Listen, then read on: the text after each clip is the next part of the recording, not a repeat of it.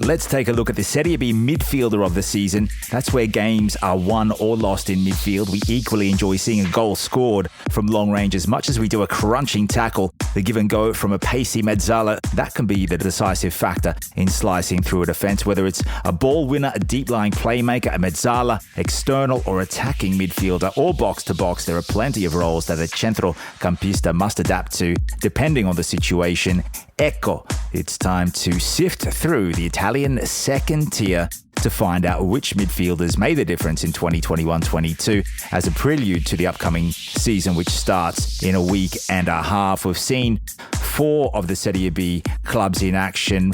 Before we begin, there's a link on the Lega Football Twitter profile to an article that we've written, and in there are links to the official Lega B top 11 as chosen by fans on Twitter a couple of months ago. The 3-man midfield there consists of Nicolo Falcioli of Cremoneze, Morten Hjulman of Lecce in the double pivot role, with Gianluca Gaytano of Cremoneze more advanced up the park. Onwards and upwards, let's have a look at the best midfielder in the Italian second division. The criteria, well, the candidates, they must have played a minimum of 25 games. That's roughly 2/3 of the 38 games in Serie B.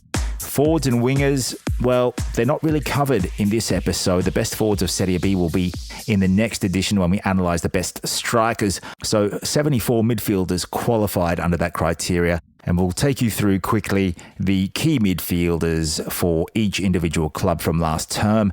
It was Tommaso Milanese, who was kingpin at Alessandria, Saric at Ascoli, Acampora at Benevento, Bisoli for Brescia, Vita for Cittadella, Bellemo of Como, Carraro for Cosenza, Gaytano at Cremoneze, Esteves at Crotone, Bolocca at Frosinone, Hjulman for Lecce, Colpani for Monza, Vasquez for Parma, Burai for Perugia, Marin for Pisa, Pasa at Pordenone, Crisiteg at Regina, Mancosu for Spal, Palumbo for Ternana, and Ranocchia at Vicenza. That's not to say these are the 20 best midfielders in the league.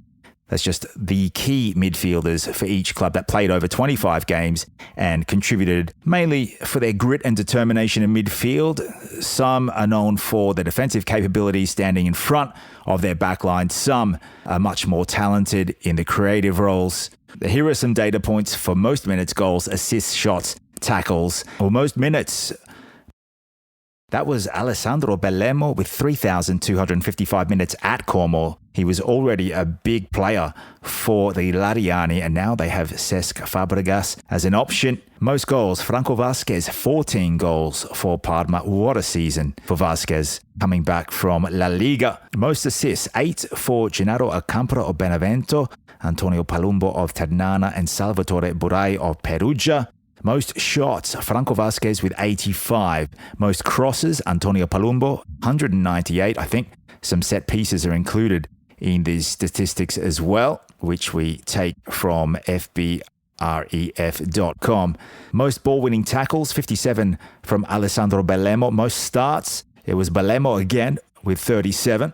And the youngest midfielder to play 30-plus games, Alessandro Cortinoves, 20-year-old, who played at Regina. He's just signed for Hellas Verona. Starting with best pivots, coaches love a gritty central midfielder who can sit in front of a backline, win possession, and initiate play. Morten Hjulman was decisive for Lecce throughout the campaign, and the data backs this up. In terms of endurance, the Dane started on 36 occasions to become the division's most played midfielder, along with Como's Alessandro Bellemo. He excelled in his first full season of Serie B. The Lariani captain led the way at ground level with 57 ball-winning tackles, 2 ahead of Hjulman and Cittadella's Simone Branca. Marius Marin, another option. He spent the season at Pisa. He battered his opponents the most often, committing the most fouls from midfield, 78 in total, while Liechtenstein international Marcel Buchel of Ascoli completed the most intercepts with 66, ahead of Adam Nagy with 61, Hjulman 59, and Bellemo, again featuring here as a common theme with the Como captain. He managed 51 intercepts for the season. Of the 29 players that qualified as defensive midfielders, 25 of those are Italians. Finland, Liechtenstein, Denmark, Switzerland, and Hungary were also represented. But we can see also another theme here where there's lots more Italian representation in the lower leagues. especially in Serie C, but somewhat more in Serie B than Serie A. Of the under-23 defensive midfielders and centre midfield contenders, Nicolo Falcioli of Cremoneze, he's there with Filippo Ranocchia from Vicenza, Salvatore Esposito of Spal, Jacopo D'Ariva, also with Spal, Simone Som of Parma, Marco Carraro from Cosenza, Andrea Colpani of Monza, and Alessandro Cortinovis of Regina. Well, Nicolo Falcioli was a big feature of Cremonese's first promotion to Serie A in 3 decades. With 26 starts, the 20-year-old pumped out 2,186 minutes of high-intensity football, more than starlets like Cortinovis and Colpani, who were well behind by about 600 or 700 minutes. Overall, the Lega Football pivot of the year is Morten Hjulmand with 3,200 minutes of dogged determination and pure class as well.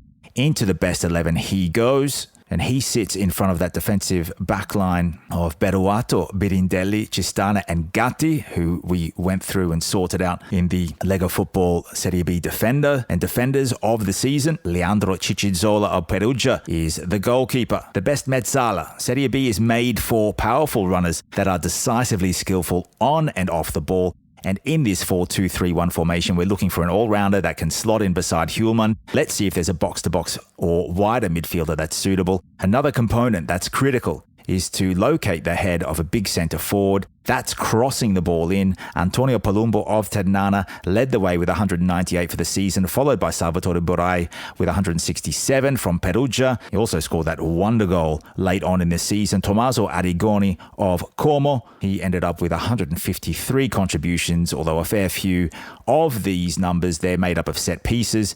Gianluca Gaytano, he was instrumental for Cremoneze, playing mainly as a central or left-sided midfielder that could push up to create and supply, scoring 7 times and assisting on 5 occasions. There's definitely a spot for Gaytano in this 11. Then there's Benevento's talisman, Gennaro Acampora, following his Serie A experience with Spezia. The Neapolitan tore apart opponents with surging 30-meter runs. He was La Strega's protagonist from the midfield with 2 goals and a whopping 8 assists thanks to his ability to assess situations and time incisive passing into the box to perfection. So it's Acampora who edges out the likes of Fagioli, Balemo, Palumbo, Bizzoli and Barberis. Into the team goes Acampora and also Gaytano.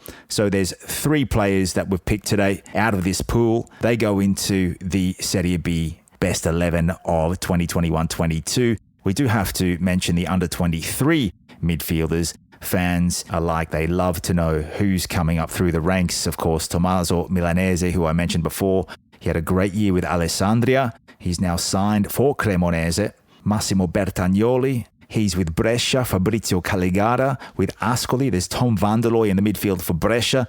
Daniel Boloca, a Romanian at Frosinone. Marius Marin, another Romanian at Pisa. And Salvatore Esposito with Spal. As for mezzale and wider players, there's Gabriele Ferrarini of Perugia.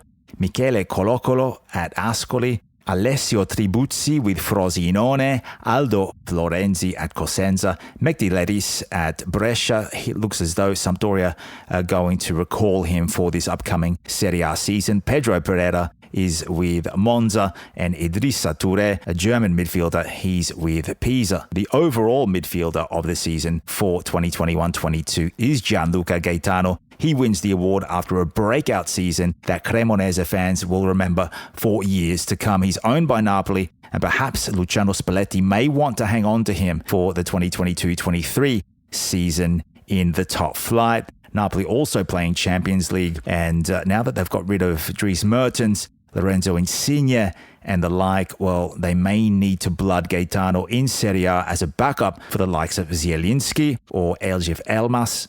We'll put Gaytano up on the left side of a 3-man attacking forward line that sits just behind a striker, so it's a 4-2-3-1 formation. Acampora and Hjulmand are the pivots. Unluckily, Belemo misses out, as does Fagioli. However, we will maneuver Nicolo Fagioli in as a pivot into the under-23 best 11 of Serie B.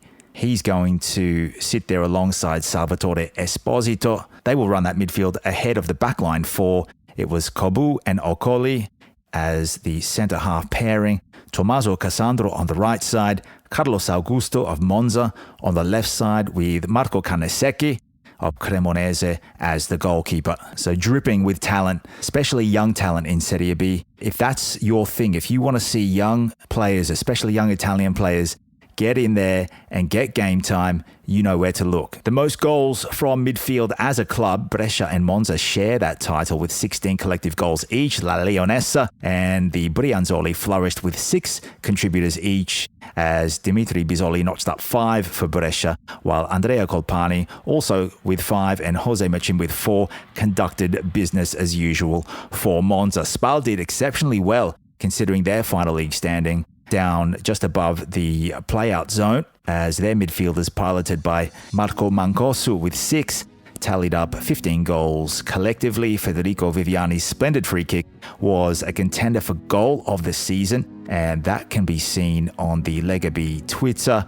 or in our Substack article as well. Moving forward, we will examine the best attackers and coaches of Serie B last season, and we'll see how that's going to shape the next season coming up. You can read about the Serie B goalkeeper of the season and defenders of the season and the midfielders of the season on our Substack as well. And you can go back down the list of Lega Football podcasts to hear about those. Also on the Substack, got other articles there. Maradona, 7 goals in 7 years at Napoli. We have how Palermo achieved their win in the playoff final. We've got a feature on Paolo Rossi, Pablito, the Rossi Chronicles. A look into his career from a young player all the way up to his last years. There's also one on Inter and their unforgettable 2021 year. In general, the transition from Conte to Simone Inzaghi. There's also a good interview with young Parma defender that I managed to talk to a few months back. That's Parma's Alessandro Chircati. He's an Italian-born yet Australian defender, and he goes between Perth and Parma. Now situated full-time in Italy, he managed to get about half a dozen caps under the likes of Beppe Iacchini last season for Parma, and he's looking to make a fist of it. Don't forget to follow us, Lega Football, on Twitter. You can also follow me on Twitter. That's David Farini _. And if you're just finding out now just how great Serie B was last season, you can go into the Lega Football Substack and take a look through the last 12 weeks of the season. It was the last 10 rounds that we covered in particular, plus the playoffs. Absolutely sensational. And we're looking forward to more of that in the what's being dubbed the Serie A 2, the Serie A 2, with clubs like Venezia, Genoa and Cagliari there, and the return of the former fan favourites from the 90s like Bari, and then of course of the noughties, Palermo. In a future episode, we'll also be taking a look at some of the all-time best 11s for particular clubs, and we've got one, the Derby della Madonnina, coming up soon, and that is Inter and AC Milan and their best 11s. Hopefully we'll have a couple of our Lega Football podcast contributors on the shows next week. Let's see how the weekend pans out with the Italian Cup. The Lega Football podcast also available on Apple, Google, iHeartRadio, Amazon, Player FM and more, as well as Spotify. Thanks for joining us. My name's David Farini, Serie A and Serie B commentator, an Italian football contributor. I'm your host. Ci sentiamo. This is Lega Football. Ma che cazzo stai a dire?